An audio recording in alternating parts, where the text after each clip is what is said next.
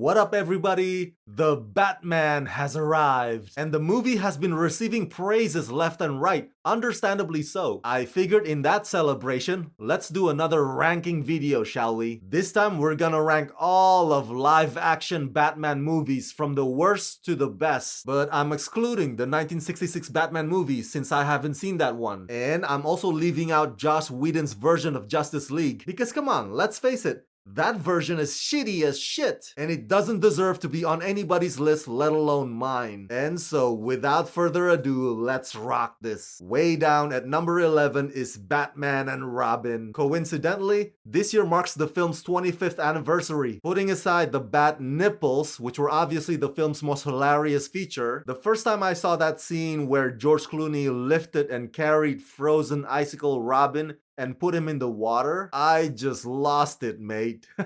And I kid you not, over the years I would rewatch that film and rewind the shit out of that scene just for the laughs. At number 10 is Batman Forever. I'm not gonna lie, this movie wasn't all that bad. Jim Carrey's rendition of the Riddler cracked me up. Nicole Kidman took everybody's breath away, and Val Kilmer kept it stoic the entire time. But this was the Batman movie after Tim Burton's Batman movies. So for Joel Schumacher to present a campier, cheesier Cape Crusader did throw me off. It took my eyes some time to adjust and adapt to what I was seeing on the screen. At number 9 is The Dark Knight Rises. A lot of fans like this movie, but not me. Putting aside Bane's annoying muffled voice, the whole back-breaking storyline just never really landed with me. I commend Christopher Nolan for closing up his Batman saga as a complete trilogy, but we're always left wondering what The Dark Knight Rises could've, should've, would've been if the late great Heath Ledger was still around. At number 8 is Batman v Superman Dawn of Justice. Now, a lot of debates out there have been had in the fandom community about the whole Batman and Superman having mothers with the same name, Martha, being the turning point in the storyline in this film. But I'm not gonna delve into that here. Did I like the scenes of Batman fighting Superman? Hell yeah, I did like those scenes. I wish the movie would have capitalized more on that. Double down, triple down on that. But in many ways, unfortunately, this movie serves more as an infomercial for Justice League. At number 7 is David Ayer's 2016 Suicide Squad. Obviously, this is technically not a Batman movie, but a live-action Batman did show up in this movie, so it deserves to be on this list. But for the record, I hated David Ayer's Suicide Squad. It was incoherent, it was poorly scripted, it was trash. But holy smokes, the scenes in which Batfleck appeared in Suicide Squad were top-notch. That Deadshot arrest was emotional, and Batfleck hanging atop Harley and Joker's speeding car. It was thrilling! So yes, this is definitely worth the mention or worth the shout-out. At number 6 is Batman Begins. So now we are entering the so-so or the just okay territory on this list.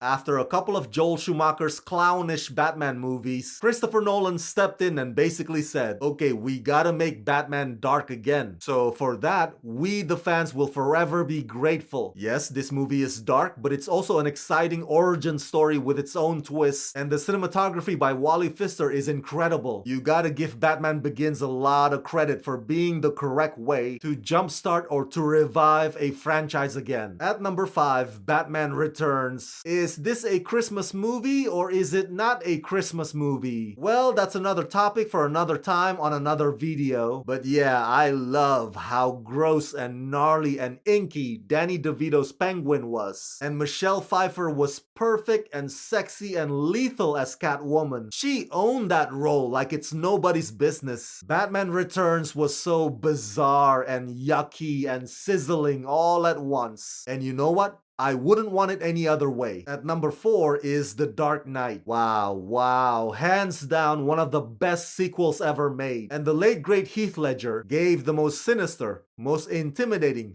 most maniacal Joker that has ever graced the screen. The Dark Knight was one of those movies where everything came together harmoniously. From the script, to the editing, to the performances, to the set pieces, to those sequences that were shot on IMAX. I was rewatching this movie again on Netflix the other day, and it still gave me goosebumps. At number 3 is Batman. That's right. Tim Burton's first Batman movie. Sure, looking back, it was a bit wonky. I mean, just pay close attention to his bat suit and his boots and even his Batmobile, but still to this day I still enjoy the hell out of it, including Jack Nicholson's prancing around as the ruthless Joker. And if you ask me 1,000 times over who's my favorite Batman, my answer to you 1,000 times over will be Michael Keaton. Coming from the world of comedy, to do a serious iconic role like this and did it well, whew, it was a testament to Michael Keaton's range as an outstanding actor. At number 2 is Zack Snyder's Justice League. To a lot of fans who want to hashtag restore the Snyderverse, Ben Affleck is there forever Batman, and that's fine. To which his own, whatever sails your boat. But yeah, Zack Snyder's Justice League totally blew my mind. It was gritty and mesmerizing and intense, so I'm glad that Zack Snyder finally got to give us the Justice League he had always wanted to make. And the number 1 greatest live-action Batman movie thus far is the current and new The Batman. I invite you to rewatch my video review to find out exactly why I still can't get over this film. But yeah, Matt Reeves essentially crafted the quintessential Batman detective story that's gripping and visceral and immersive and visually haunting. So drop whatever it is you're doing right now and buy your ticket to go see The Batman. So that's it. That's my ranking of all live-action Batman movies, at least the ones I've already seen. Share your thoughts and your own ranking in the comment section below. Support this channel at patreon.com/ramascreen. And as always, subscribe.